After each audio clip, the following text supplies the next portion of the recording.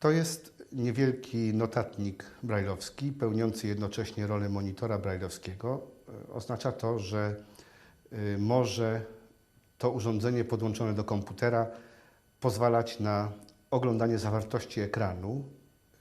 Krok po kroku jest tutaj tylko 20 znaków dostępnych, ale krok po kroku można obejrzeć zawartość całości ekranu komputerowego. Jeśli urządzenie nie jest podłączone do komputera, to może pełnić rolę samodzielnego notatnika brajlowskiego, czyli urządzenia, w którym można sporządzać notatki, a także przy pomocy którego można odczytywać skopiowane z komputera pliki tekstowe braillem.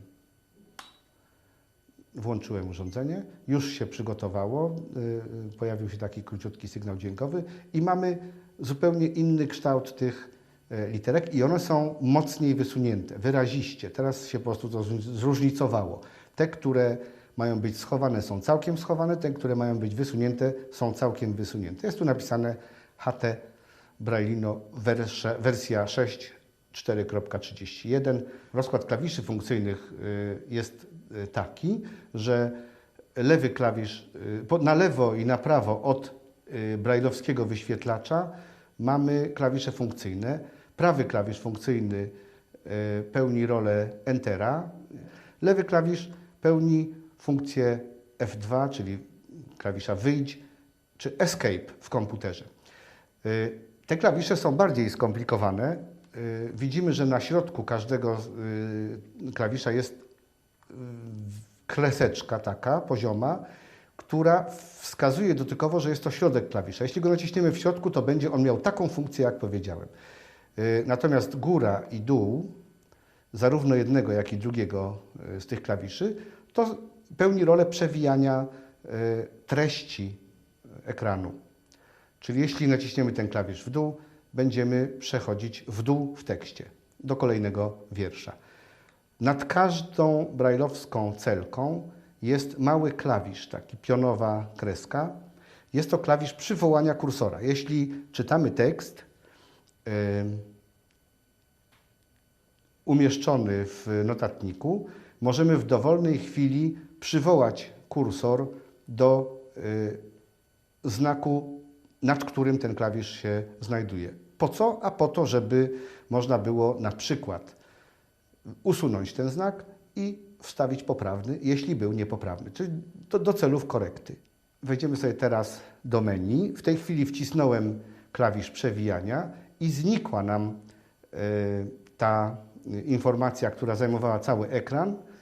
Tu jest czysty po prawej stronie, a po lewej stronie mamy tylko krótkie słowo, oczywiście wypisane alfabetem Braille'a, P-L-I-K, plik. Po tym menu poruszamy się dokładnie tak jak w komputerze, oczywiście w komputerze po niewidomemu, czyli żadne tam korzystanie z myszy, niestety wszystko strzałeczki. Tak samo jak w telefonie i te strzałeczki to są góra i dół tych dwóch klawiszy, obojętne, którą ręką jest w danym momencie wygodniej. Jeśli czytam prawą ręką, to wygodniej będzie mi obsługiwać strzałki lewą ręką. Jeśli czytam lewą ręką, co się zdarza brajlistom, no to wtedy prawy klawisz służy mi do obsługi.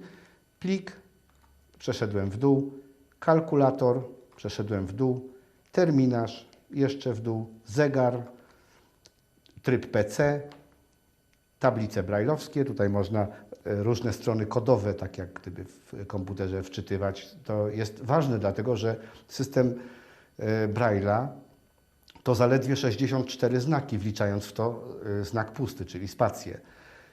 Braille komputerowy składa się nie z 6 punktów, lecz z 8 punktów, czyli 2 razy 64, 128 i jeszcze 2 razy 128, 256 znaków, ale to i tak jest mało w stosunku do tego, co potrafi komputer. Wobec tego często musimy stosować specjalne tablice brajlowskie, które odpowiednie znaki odpowiednio interpretują i wyświetlają w Braille'u. No, chodzi o to, że w języku polskim te same znaki, które oznaczają on, ci, wszystkie znaki akcentowane, są interpretowane w innych językach, nie mających polskich akcentów, w taki sposób, że stanowią one obce akcenty. Na przykład litera EU, polska litera brajlowska EU, to francuskie et accent circonflexe, na przykład, prawda? I tak dalej. Notatnik w tej chwili jest pusty.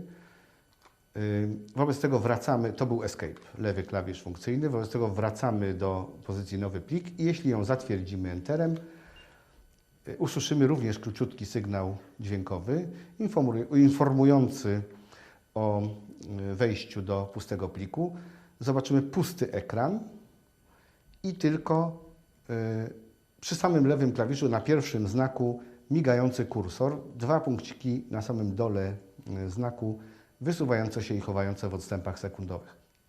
Te klawisze środkowe, bez tych obsługiwanych małymi palcami, czyli wskazujący środkowy serdeczny lewej ręki, wskazujący środkowy serdeczny prawej ręki, to są punkty brajlowskie pierwszy, drugi, trzeci, czwarty, piąty i szósty. Pierwszy punkt, teraz nam się wyświetlił, to jest punkcik górny lewy róg.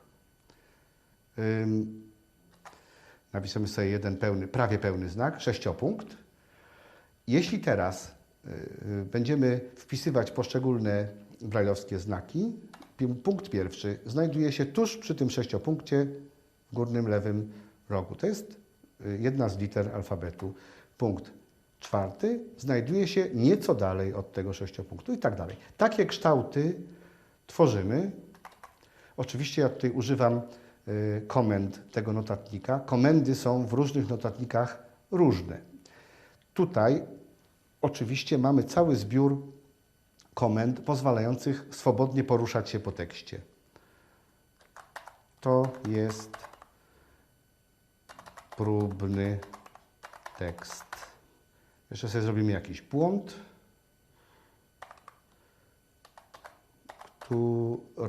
Napiszemy zamiast Y literkę Z na przykład, który służy do demonstracji.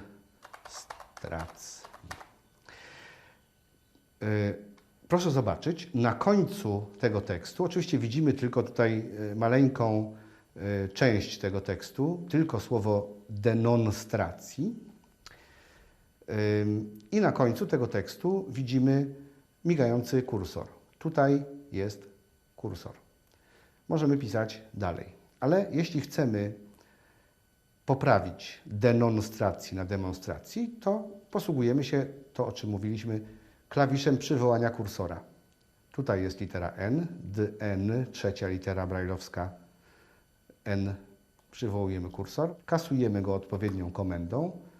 Kursor przeszedł na następną literę, a my wpisujemy literę M, bardzo podobną, ale bez jednego punkciku i kursor mamy za nią, tutaj na tej kolejnej literze. Kto zna Braille'a, będzie widział. No niestety nie da się tego dokładniej pokazać osobie, która nie zna Braille'a. Teraz uciekamy z kursorem poza